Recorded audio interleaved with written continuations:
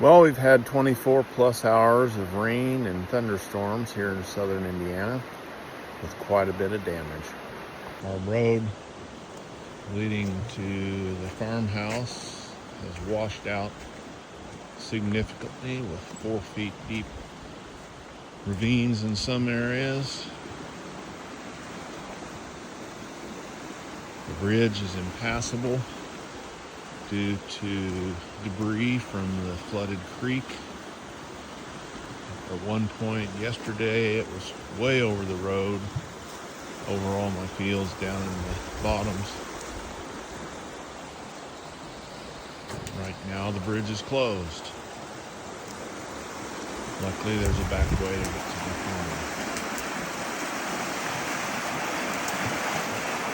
This is down probably 6 feet from where it was yesterday morning.